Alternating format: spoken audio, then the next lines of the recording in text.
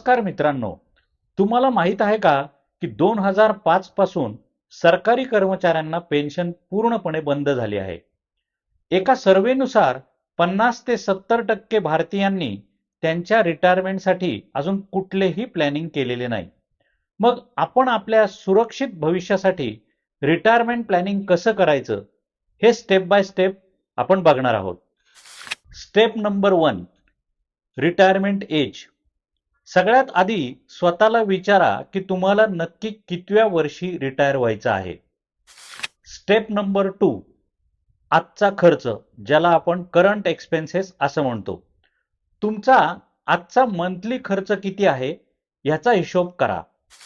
Step number 3, महागाईचा परिणाम, ज्याला आपण इन्फ्लेशन इफेक्ट असं म्हणतो. लक्षात ठेवा, हा खर्च भविष्यात महागाईमुळे खूप वाढणार आहे. स्टेप नंबर 4, उत्पन्नाचा कालावधी, ज्याला आपण रिटायरमेंट ड्युरेशन असं म्हणतो. रिटायरमेंट नंतर तुम्हाला किती वर्ष नियमित उत्पन्न म्हणजे इन्कम लागणार आहे हे देखील ठरवा. स्टेप नंबर 5, एकूण निधी, ज्याला आपण रिटायरमेंट कॉर्पस असं म्हणतो. या सर्व गोष्टींवरून आपण कॅल्क्युलेट करतो की तुम्हाला निवृत्तीच्या वेळी एकूण किती कॉर्पस निधी लागणार आहे. चला एक उदाहरण पाहूया. समजा तुमचा आजचा मंथली एक्सपेन्सेस हा 20,000 आहे आणि जर आपण इन्फ्लेशन 7% पकडलं आणि तुम्ही जर पुढच्या 35 वर्षानंतर रिटायर होणार असाल तर तुमचा हाच मंथली एक्सपेन्सेस 2.1 ते 2.2 लाख इतका वाढलेला असणार आहे. आता समजा तुम्हाला निवृत्तीनंतर पुढील 15 वर्ष नियमित उत्पन्न हवे आहे, तर ह्या 15 वर्षासाठी तुम्हाला अंदाजे 3.5 ते 3.6 कोटींचा निधी, म्हणजे ज्याला आपण कॉर्पस म्हणतो, हा उभा करावा लागणार आहे.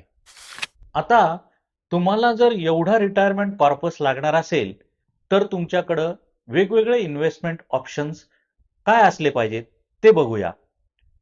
पहिला ऑप्शन, जर तुम्ही मंथली इन्व्हेस्टमेंट करायचं ठरवलं तर तुम्हाला 6,500 रुपयाची दरमहा SIP करावी लागेल.